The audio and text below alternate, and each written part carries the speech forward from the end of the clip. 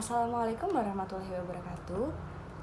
Di sini saya Ajeng Tresa Sabila, presensi 05 dari kelas 418 akan membahas mengenai tujuan dan tanggung jawab audit di chapter 6.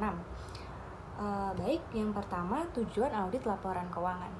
Tujuan audit laporan keuangan adalah untuk menyajikan laporan keuangan kepada pengguna dengan opini atau pendapat dari auditor mengenai apakah laporan keuangan tersebut telah dibuat atau disajikan dalam keadaan yang sebenarnya, dalam segala hal atau aspek yang material, dan sesuai dengan kerangka akuntansi keuangan yang berlaku secara umum.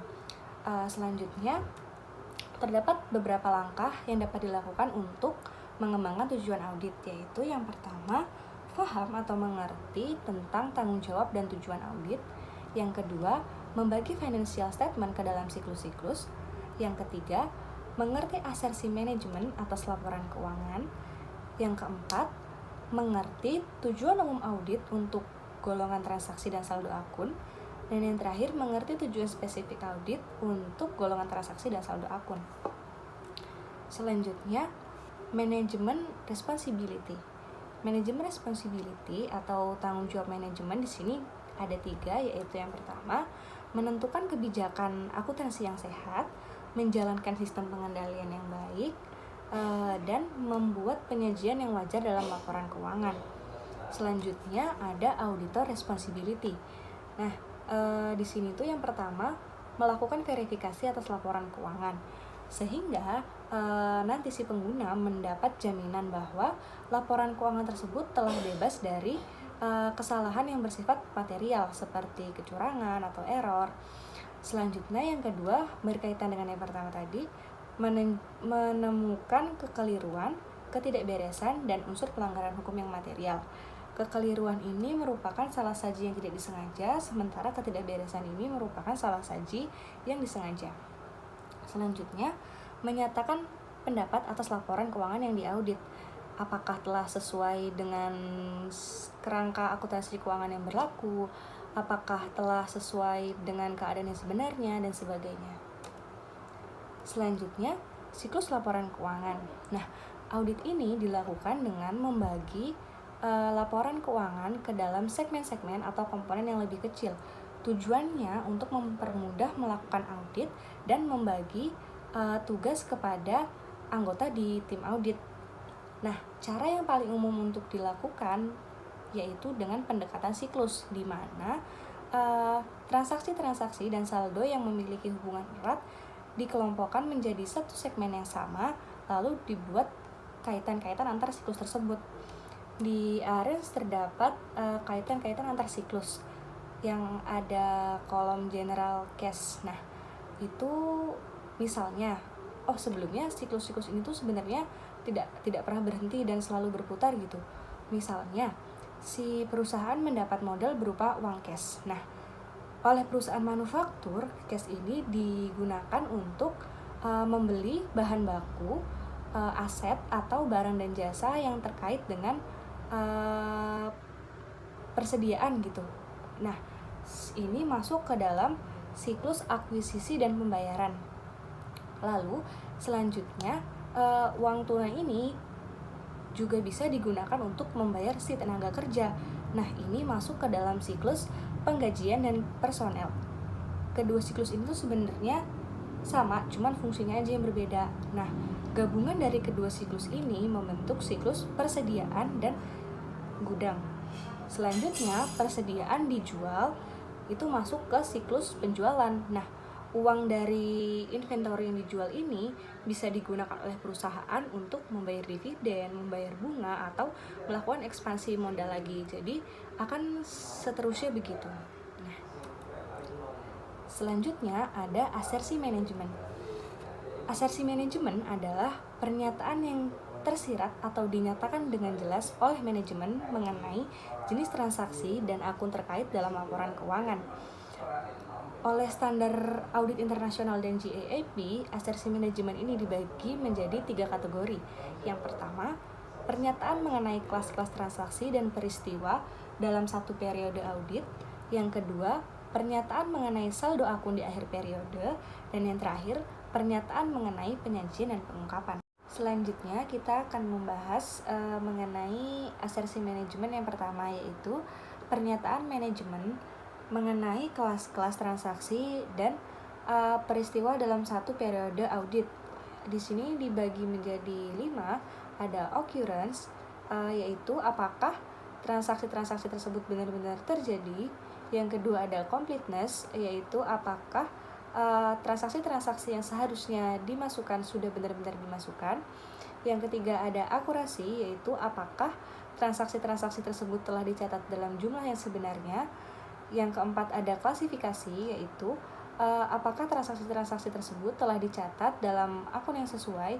Dan yang terakhir ada cut off, yaitu apakah transaksi-transaksi tersebut telah dicatat dalam periode yang tepat. Selanjutnya ada pernyataan mengenai saldo akun di akhir periode.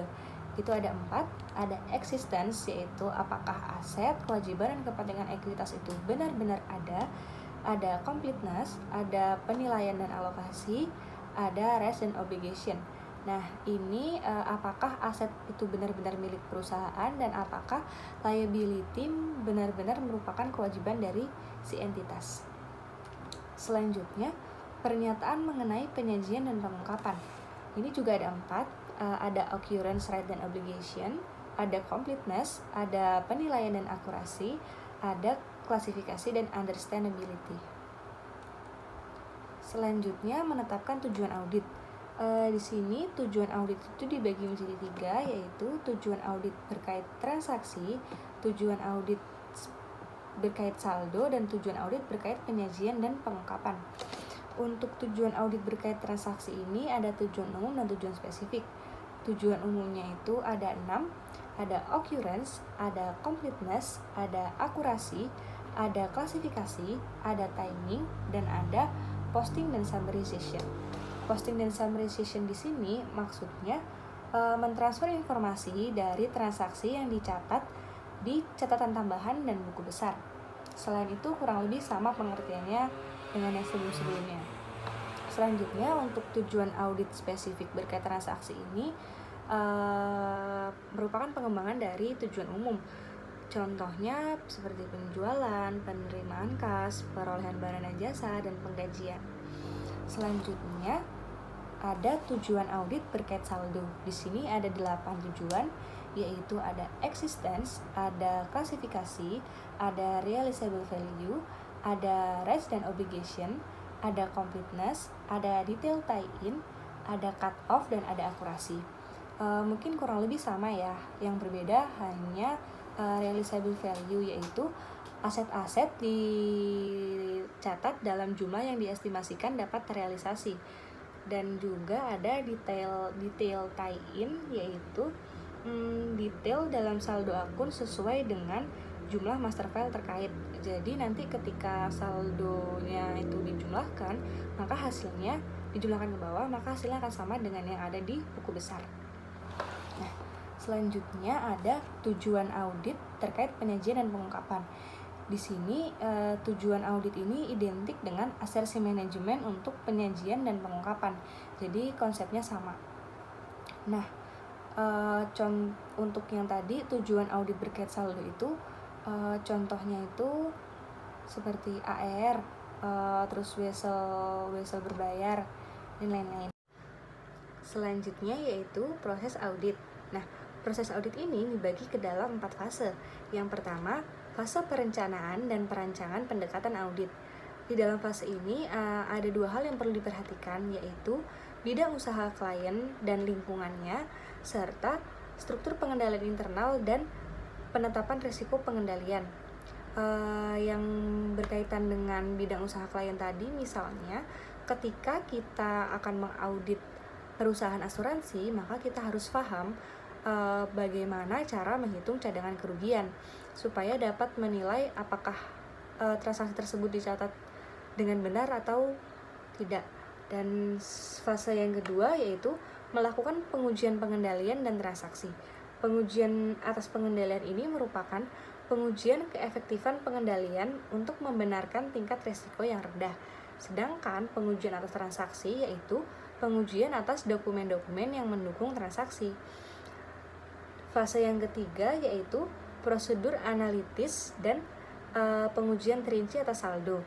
Dan yang terakhir, fase keempat, yaitu menyelesaikan audit dan menerbitkan laporan. Di sini auditor mengumpulkan seluruh informasi yang didapat untuk mendapatkan kesimpulan yang menyeluruh mengenai apakah laporan keuangan tersebut sudah disajikan dalam keadaan yang sebenarnya atau dalam keadaan wajar. Sekian dari saya. Terima kasih. Wassalamualaikum warahmatullahi wabarakatuh.